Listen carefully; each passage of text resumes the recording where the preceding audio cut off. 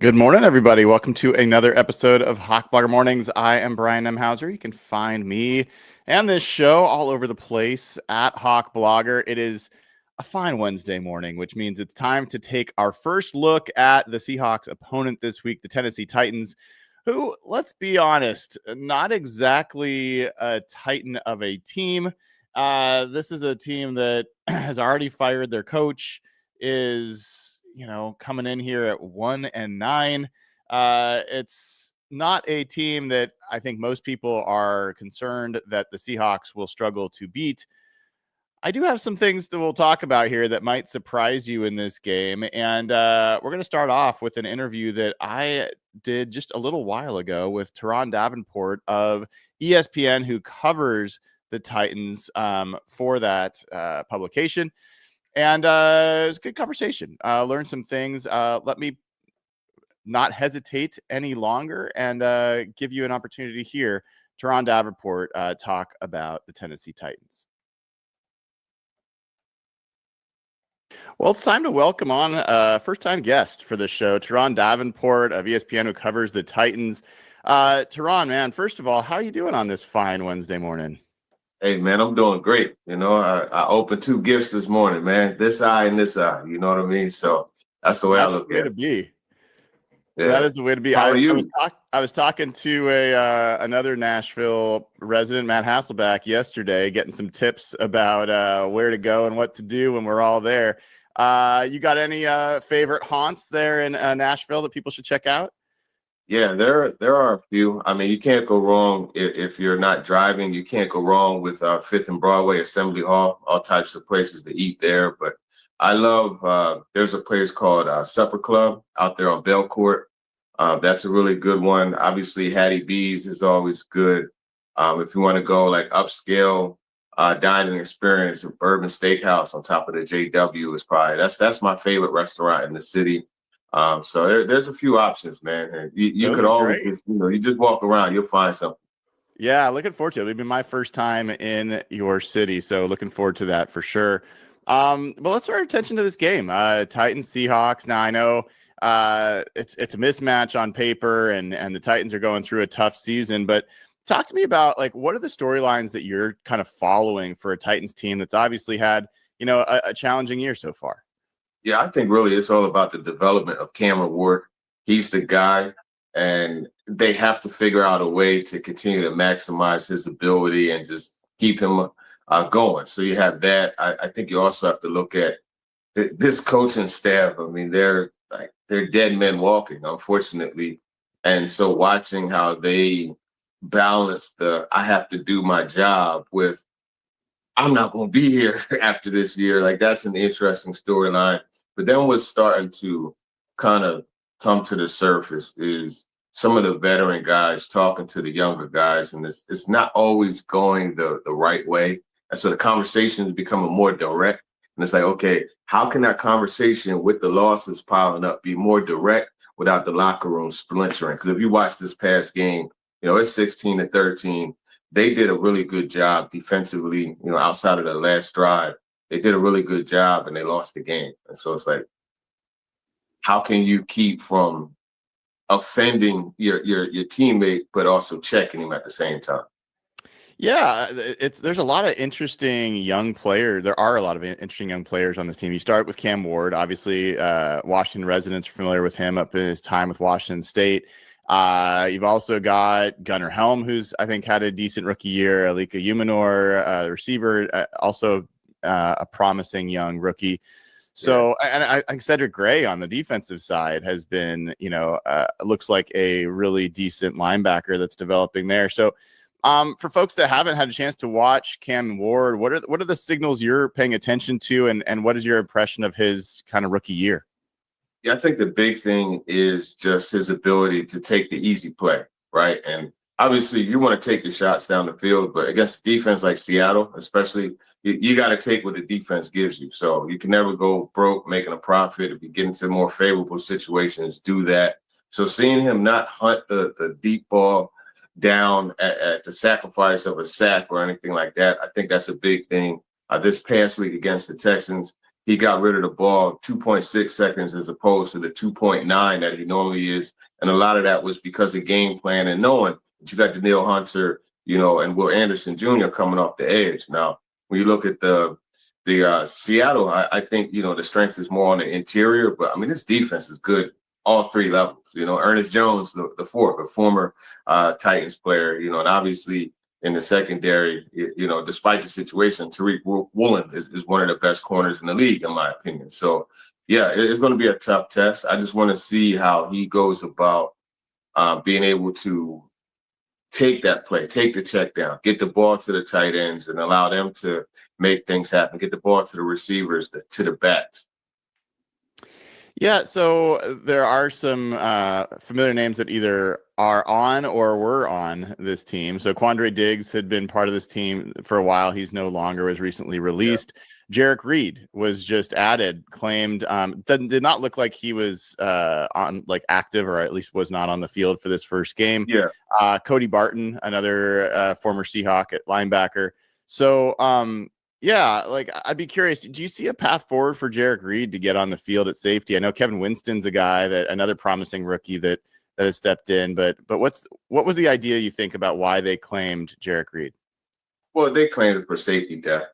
You also have Mike Brown, who was kind of like the fourth safety before Kevin Winston Jr. got healthy. In fact, when you talk about four safeties and you talk about the other safety that they just signed getting an opportunity, that was why Quandre, I said I need to get out of this picture, because it was for safeties, and it's just hard to get into the flow of the game, and with that type of situation. So if Reed does get in, it's going to be tough for him. I don't know that a lot of it's going to depend on Xavier Woods, who was out the last 2 weeks with a hamstring injury. If he's able to work his way back, then you got three safeties that are rotating, and then again, Mike Brown, and then Reed. So it's going to be tough for him, maybe on a special teams role, something like that. But I would find it hard to see him get opportunities on actual defense, because they really want to get the young fella, Kevin Winston Jr., going.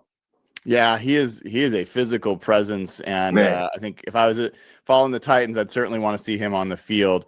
The Ernest Jones trade, you brought that up. Obviously, Ernest Jones is a central part and was very much in the news this week for his defense of his quarterback. And I was curious, when that trade was made last year, any thoughts from you about whether that was a logical move at that point? Did you understand why the Titans were making that move? And which of the fourth round picks, Chimere Dike, Gunnar Helm, or Alik Umanor, was the player picked with that pick? Do you know which of those? Yeah, I believe it was Gunnar Helm. It was Gunnar Helm. But you mentioned Chim DK, and let me tell you, he's leading the league in all-purpose yards. He had a chest contusion, so he may not be available this week. We'll see. But he's also leading the league in return yards. He's quite a weapon. But Gunnar Helm, you're looking at a guy who caught 26 out of 31 targets, right? And so he's going to be a future part of it. But to your point, the Ernest Jones trade, it actually surprised me, because I'm like, this team needs young difference makers. And I mean, you watch the Seahawks, you've seen him, you understand. Even before that, when he was with the Rams, you saw him. So you knew that he was a difference maker. And it's unfortunate that he's not there, but him leaving, kind of opened up a path for Cedric Gray to step in. And obviously, Cody Barton has been a solid contributor as well. He had a key sack on one of the early series, to cause a turnover on down. So, and he's a solid leader also, Cody Barton, that is. But, Ernest Jones, there was just an energy that he brought. And, Jerome Baker was also netted in that trade. And I'm not sure exactly where he is now, but it definitely didn't work out here. Yeah, I don't think he's on a roster right now, as far as I know, with Jerome Baker. So it was, an interesting season of linebacker movement in Seattle, and obviously as well with Tennessee. We're talking to Turron Davenport of ESPN covering the Titans. So as you look at this Titans offense, which I'm guessing is where there's a lot of attention in terms of trying to develop, you got some young offensive linemen, Pete Skoronski, that kind of stuff as well. What does success look like for this team the rest of the year? It's probably not measured as much in wins and losses, but what is going to be the thing that starts to feel like, okay, this team is on a path to where they can kind of get out of this rut they've been in for a little while. I don't think there's anything that will make you feel that they're on a path. Like, okay, if they win all the games the rest of this year, yeah, you'll feel like they're on a path. But I mean, this has been so bad that when you look at it, you just say, okay, what are some positives, right? And it's like you're reaching for positives if you're a fan of this team, if you're a coach of this team, a player. And I think the biggest thing for this team would be just the continued development and progress of Cam Ward. That's the biggest thing. It all revolves around him, right? And this year was always about developing him. So, okay, can you see more ball security? Can you see him start to show more flashes? Like that throw he made to Chiga Campo, who ran the wrong route, by the way, on that to set up the touchdown to tie it up late in the game. Like those are the types of moments you want to see more of. Will you see him have more moments where he sees a guy open, believes he's open, and rips it to him rather than having the hesitation and drifting out of a clean pocket? All of that type of stuff is really, that's the sign of progress, because again, and I know I've said it multiple times, but it's because it's the truth. Everything revolves around Cam Ward. All right, last question for Turron Davenport, covering the Titans for ESPN. One of the things I've noticed about the Titans all year is they've been in a lot of these games, despite their record. I mean, even the Rams early in the year, that was a very close game until the fourth quarter. The Texans game that looks like their biggest loss, 26-0, that was what, 6-0 after the third quarter, if I remember correctly. Yeah. They were right there with the Chargers. They were leading the Chargers, for a while in that game, and then the Texans this past week. So what's allowed the Titans to, stand tall against some of these teams, if not ultimately win the game? I tell you, Brian, I'm not sure if you're old enough to have watched Tom and Jerry cartoons, but sure, yeah. Oh, you are? Oh yeah, I'm plenty old, man. Okay, plenty seasoned. Yes. Do you remember the one episode where Jerry, or rather Tom, he was like, the water kept coming out of a cup and he was plugging it, like the different holes, and then they just finally ran out of body parts to plug the holes with.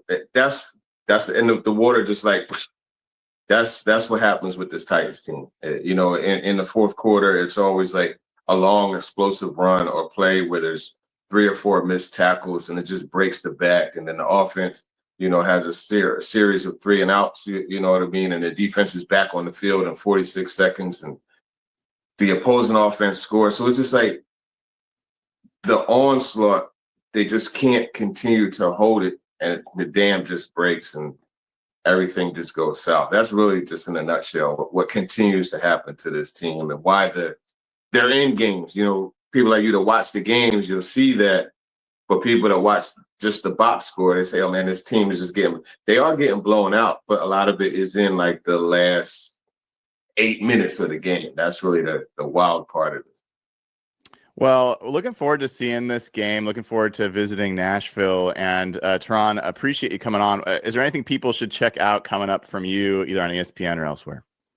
Oh, yeah. I mean, you could just, go to the Titans team page, and we got all kinds of stuff on there. You can check me out on IG, Twitter. We put our whiteboard video up. I have one of those going up in a little bit. And I have a podcast on ESPN Nashville Radio, Talking with TD. I'll have Brady Henderson. Henderson good pal, on. So, Brady. Yeah, we'll be talking shop. So awesome. Well, looking forward to seeing you in the press box here in a few days. And thanks for coming on. Appreciate it. Absolutely. Thank you for having me. That's Turron Davenport of ESPN covering the Titans.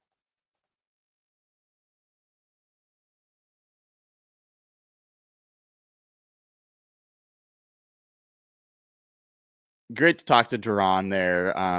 Really good to have him on. And I think a lot of good info on that one. One of the things that kind of stood out to me was the way that this Titan has played through a lot of these games. I'm going to go through it with you here in just a second, but this is a team that, despite their record, has been in pretty much almost every game they've played against some pretty good teams. So we'll talk about that. But before I do, I know some folks who are on YouTube are getting used to the multiple modes that you can view the show. So there is now a portrait mode and a landscape mode. This is a new thing that this streaming service is trying. We're going to see how that goes. The idea is that it helps people that might only be watching on like Reels and that version of YouTube, that they can watch the show in a way that's a little bit more designed for their screen. I don't know. I think it also allows for some other things. I think you can give little gifts and things on there that are like, I don't know. I'm starting to get used to it myself. I've had to try to redesign a few things, and the design's a little, if anyone's ever done multi-screen design, you'll know it's not easy to find a design that works on both. But point being, you can always choose either one. So you can choose to watch this show normal landscape mode at any time. That's not going away.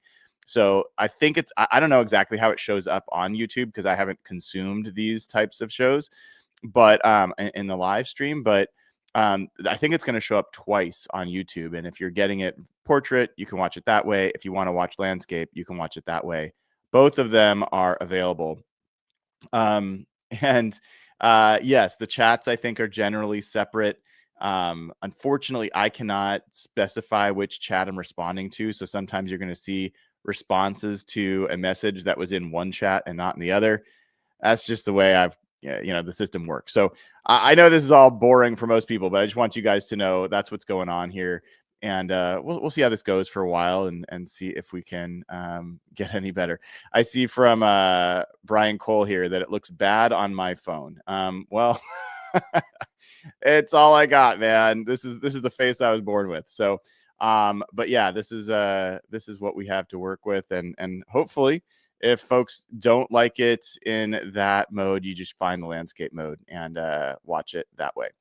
All right, so I wanted to get back to what I was saying there about the Titans being in a lot of these games, and this is a 1-9 football team. I'm not going to try to convince you that the Titans, a 13.5-point underdog, are going to be some huge obstacle for the Seahawks. I think the biggest obstacle for the Seahawks is going to be just getting up for this game, playing a professional football game, and getting out of there with a win, getting out of there healthy. Those are the things that you're looking for in this game. And that does not mean, some people are going to say it's a trap game. I don't know if it's a trap game. I mean, it's a trap game in the sense that it's going to be hard to be as hold the same level and standard against this team that you did against a Rams team.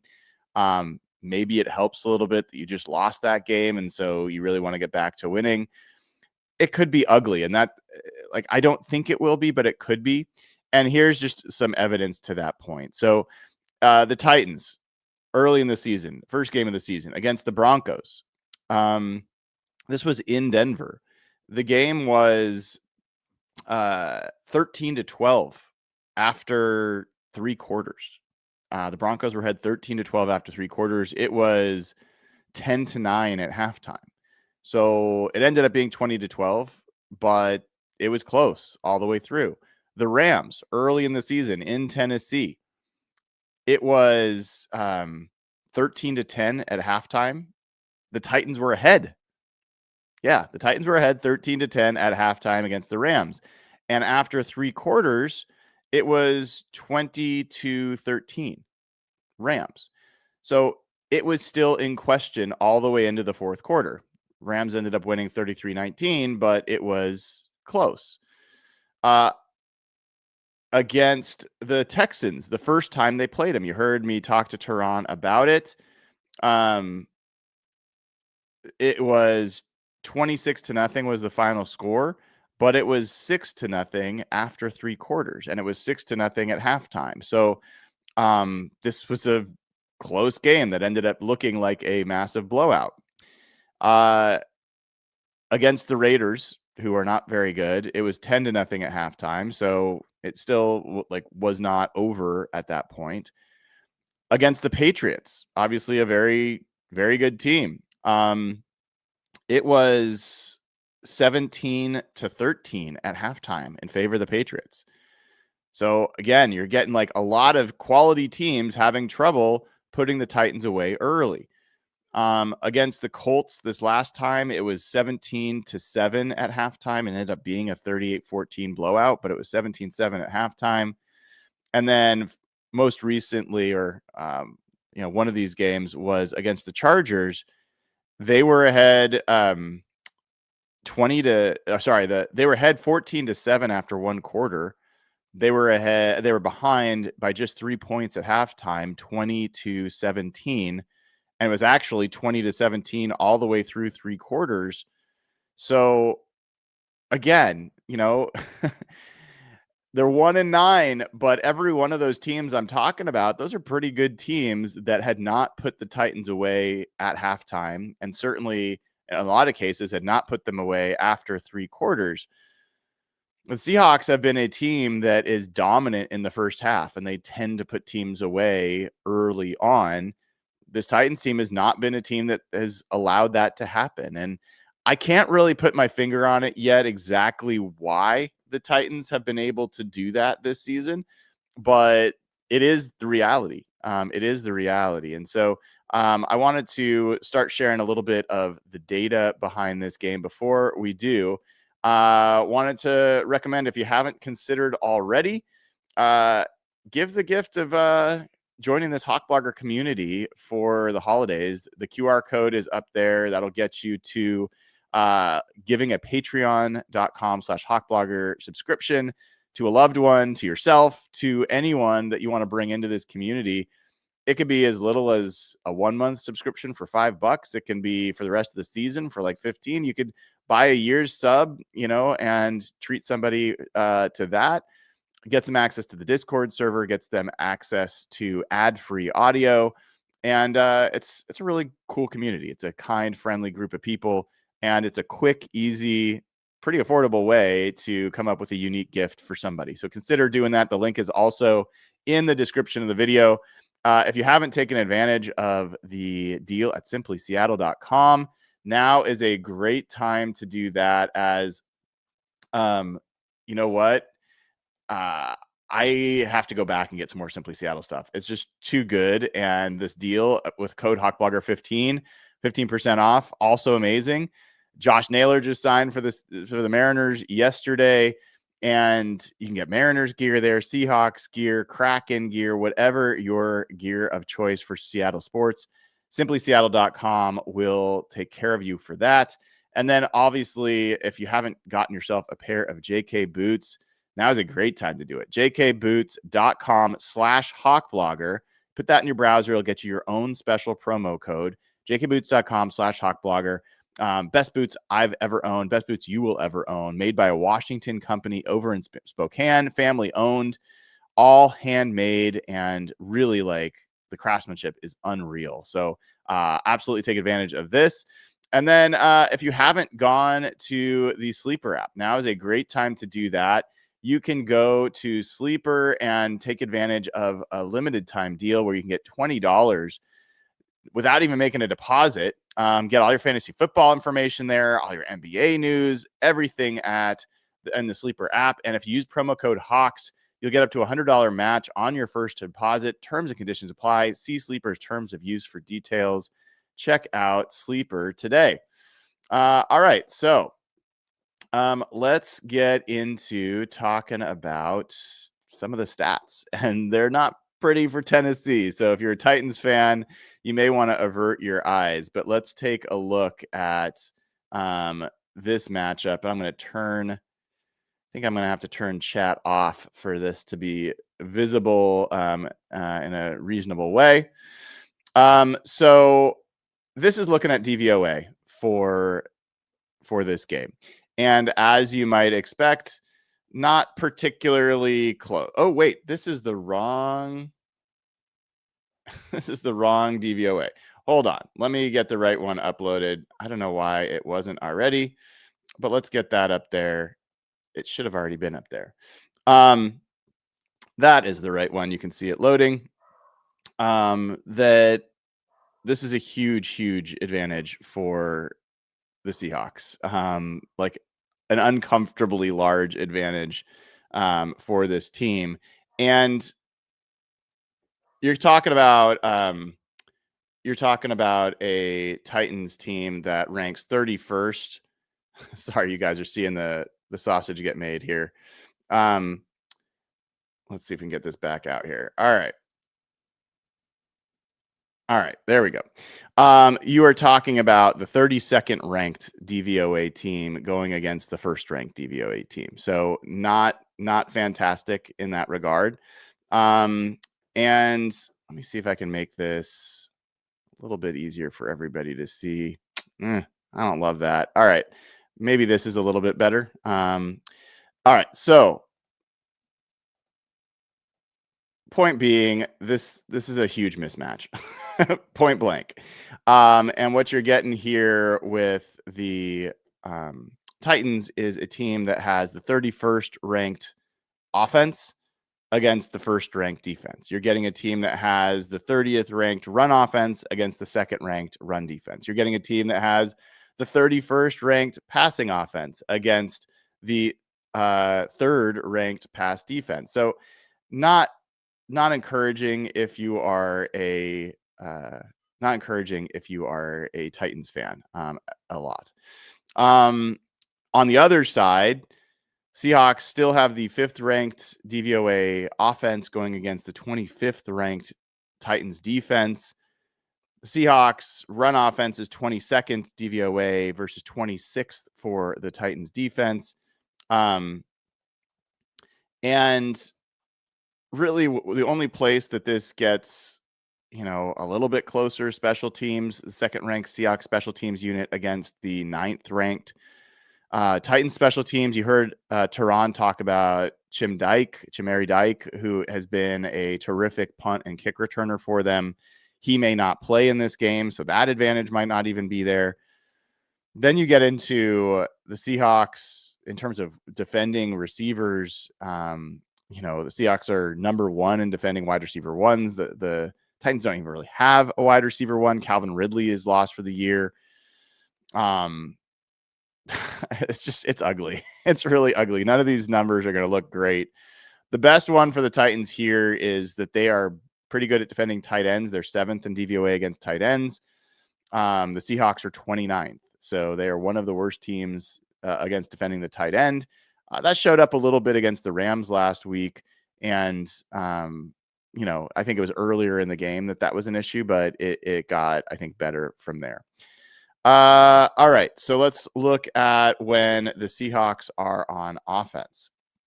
When the Seahawks are on offense, it's also not particularly close. There are a few places. God dang it. Hold on a second, guys. Something just did not take when I did this morning. Let me fix this so you guys can see what you need to be seeing in this one. So all of these things are going to look pretty ugly for the Titans. That's not going to be a surprise for you. I will talk about where there are some specific advantages that the Titans do have, but it's not a lot. So let me get the last one selected here. Make sure we've got the right one.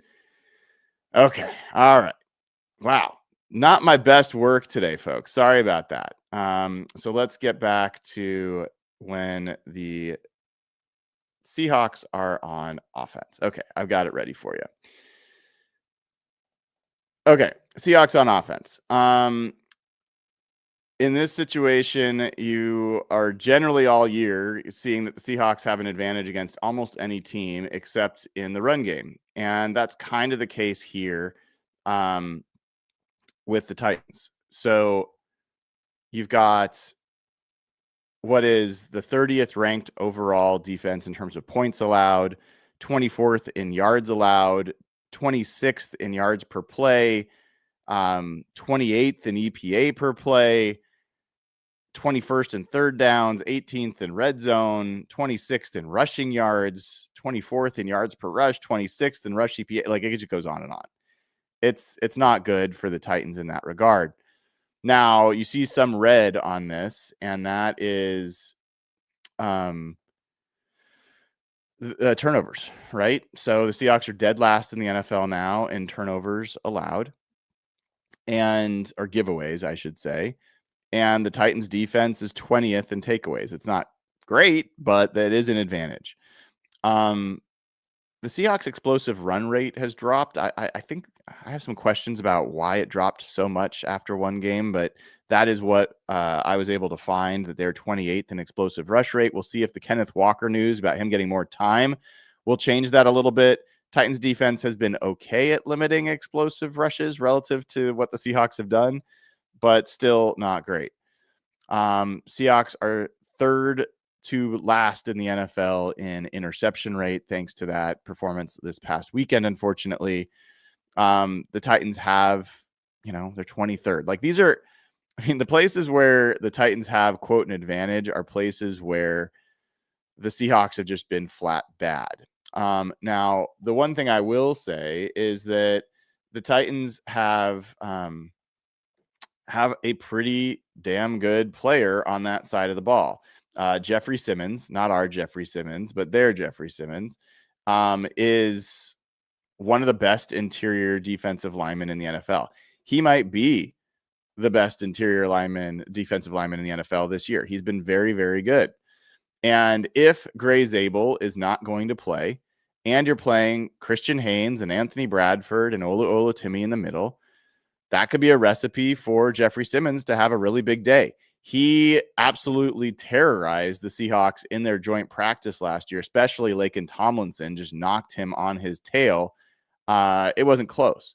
They also have Tavondre Sweat, who has kind of fallen out of favor, and it's possible that could show up in this game. He's a really good run stuffer.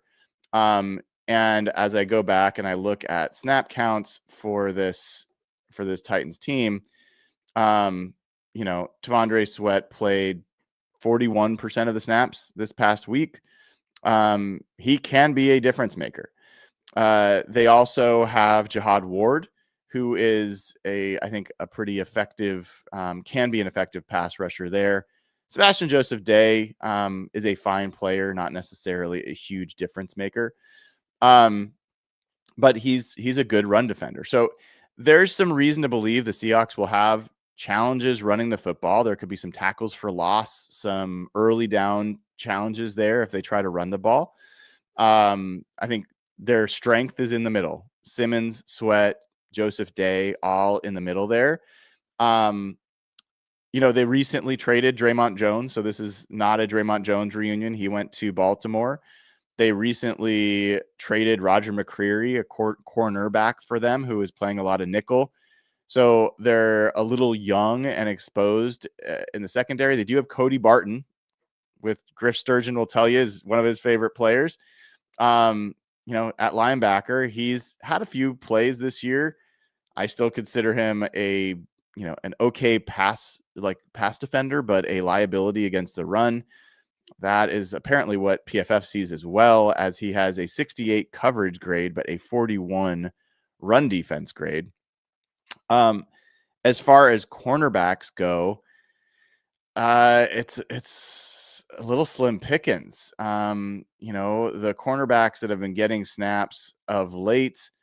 By the way, Tyler Lockett also not going to have a reunion, as you know. He was let go, so he's playing with the Raiders now.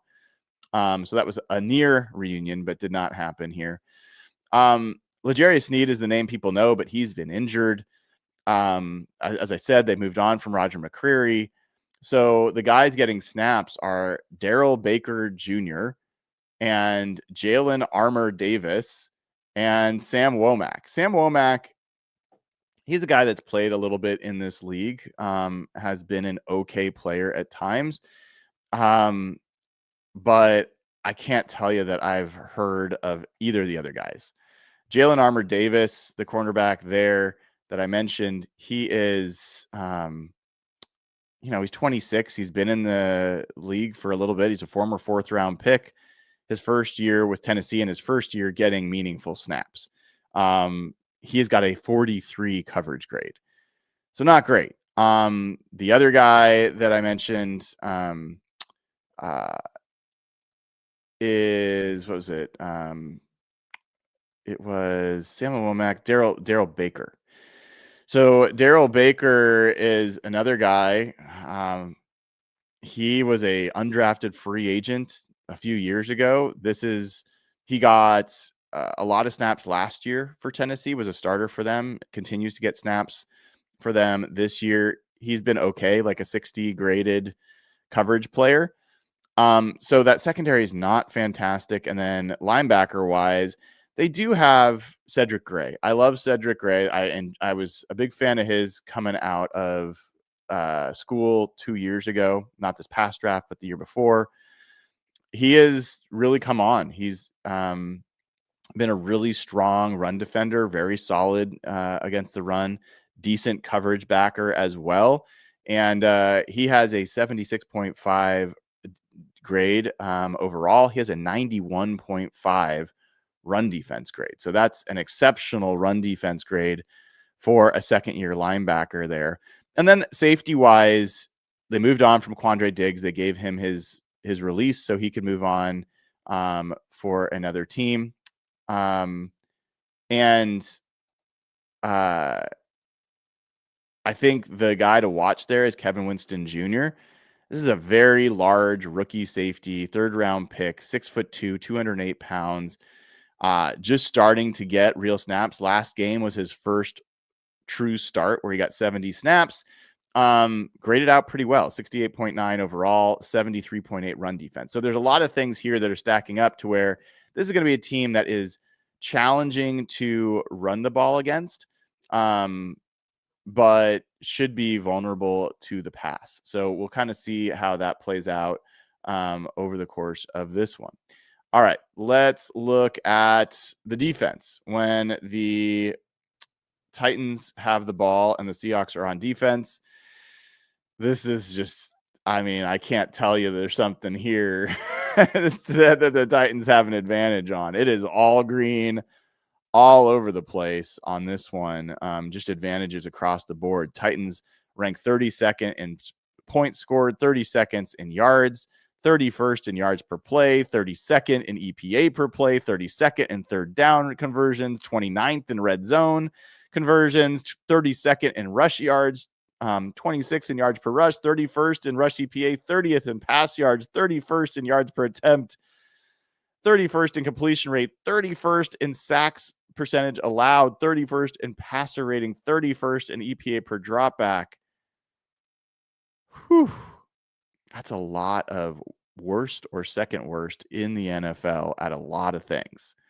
So the Seahawks defense, Sam Darnold could throw 10 interceptions in this game. The Seahawks defense should still win this game, like by themselves. This is a game where they shouldn't allow more than 10 points. Honestly, I think more than 10 to 13 points would be a troubling performance. That would be a failure in my book. The offense should be able to find a way to score more than 13 points. That's kind of where this is. Would it be nice for it to be another one of those blowouts? Absolutely. It would be great. Am I going to lose my mind if it's a close game? Not necessarily. As long as the Seahawks win, that's what matters here.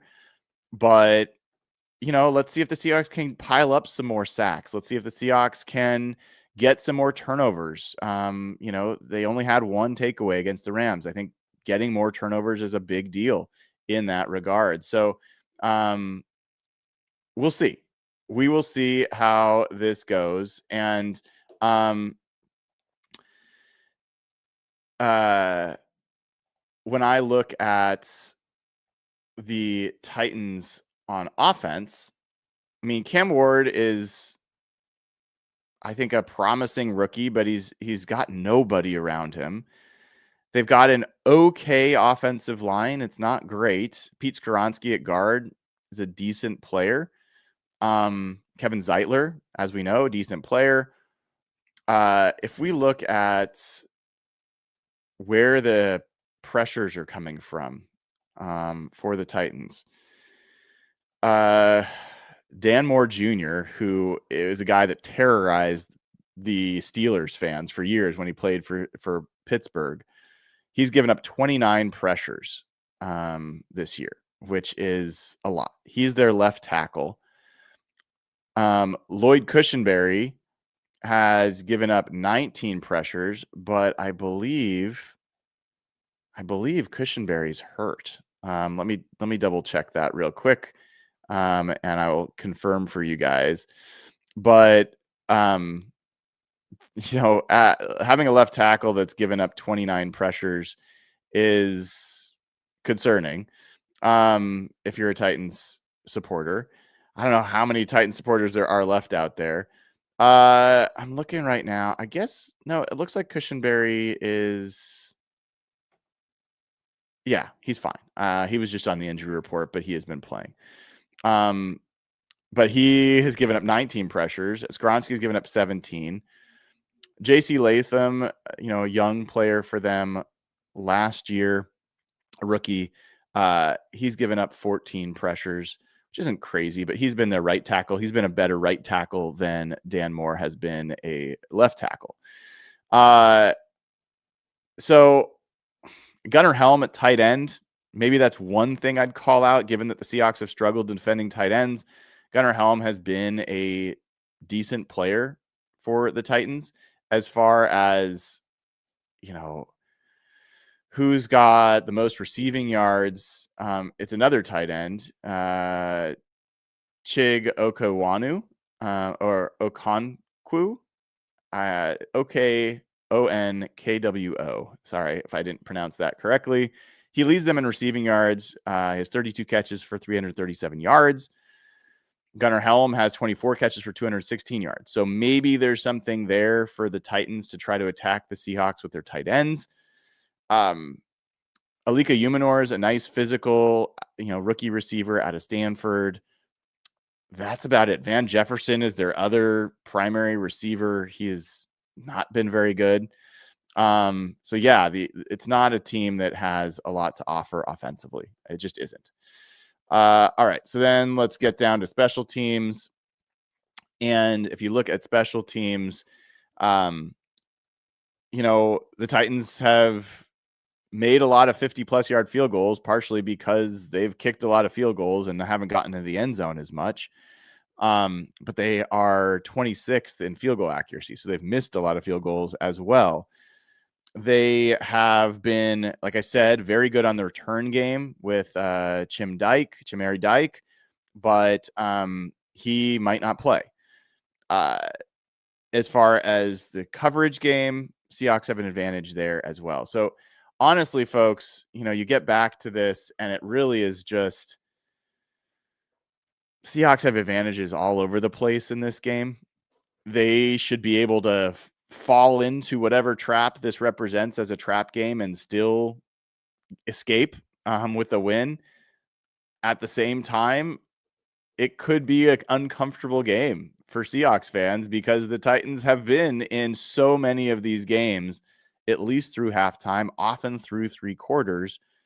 So yeah, it's a 1-9 team. I'm not going to try to build them up as something that they're not, but you do have to wonder if the Seahawks can really end this game early. That would be ideal. And obviously it'd be great if Christian Haynes does play in this game, if he can have a opportunity there to kind of show that he maybe has more to offer than he has so far. That would be the other thing to pay attention to. All right, we've got some super chats. Let's get to those. Palmer Media has given away 12 Hawkblogger memberships. I love this from Paul Myra Media.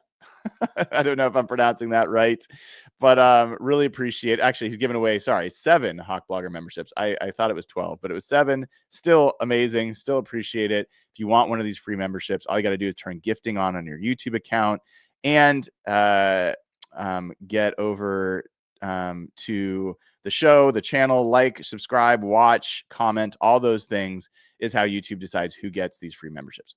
Then we got Mark, who says, I have total confidence in Darnold, but how many interceptions this season came from under center versus a pass formation? I don't have a way to split that. I don't think. I can try. If you want to wait like 30 seconds, I can try to see if I can get that split. It's possible that I've got one place that might have it. It's an interesting question. That's why and you know, you paid for some super chat love. Let me see if I can give it. All right. So if we look at season leaders passing and we split by, I have play action and no play action, not under center versus not under center. Let me see. Let me go to offense, and there we go, under center. And does it give me interceptions? It does not.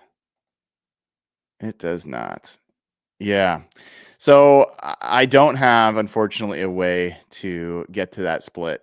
But yeah, we'll see. Oh, there is another 5. So now we end up with that 12 Hawkblogger memberships. That's what I thought he was going for, or she, or whoever was going for. The lucky number 12 in memberships given up. All right. And got this from the Blue and Green Zone. Brian, I just bought tickets to the Titan games. Wondering if you'll be there.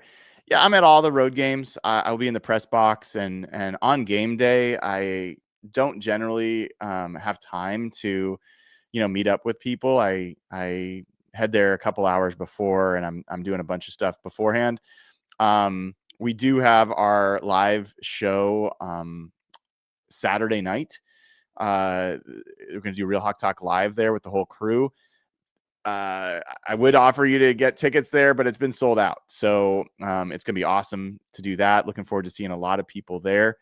But yeah, that's the plan. I should be at all the rest of the games the rest of this year. We'll see if anything changes there, but that's the plan as of now. And then I did my Thanksgiving shopping yesterday because I'm going to come back from this game, and I got to start getting ready to host Thanksgiving. I do all the cooking. I don't know what you guys do. I love Thanksgiving. I do all the cooking, the turkey, the whole thing. So I had to get all that ready. And it's just a show note for folks. So I'll be heading to the VMAC today as usual for Mike McDonald's press conference, talking to players. We'll get some locker room stuff as well. And then I think I'll be doing my gifting, our annual gifts on My Cause, My Cleats. Don't know for who quite yet, working that out with the team, but I will let you guys know about that. If I have locker room interviews, I will put that up on patreon.com/Hawkblogger so you can get access to those. We're going to pass on Real Hawk Talk tonight. I am getting over being sick from this past weekend. Honestly, I just need a little bit of a break. So we're going to take a break from Real Hawk Talk tonight, but I will be back with you tomorrow morning for Hawkblogger Mornings. And then we'll have Mike Sando on Friday for Hawkblogger Mornings as well. So we will keep an eye on that. I see people talking about Gray Zabel. I'll just say last thing we heard from Mike McDonald was his day-to-day. We'll see if he's going to practice this week. Personally, I'm kind of hoping he doesn't play this week, but if it's day-to-day and they feel like he's all right, they may not. Wait and put him right back in the lineup. So we will find out. All right, folks, that will do it for this episode of Hawkblogger Mornings. Take care. Appreciate all of you. Have a great rest of your day.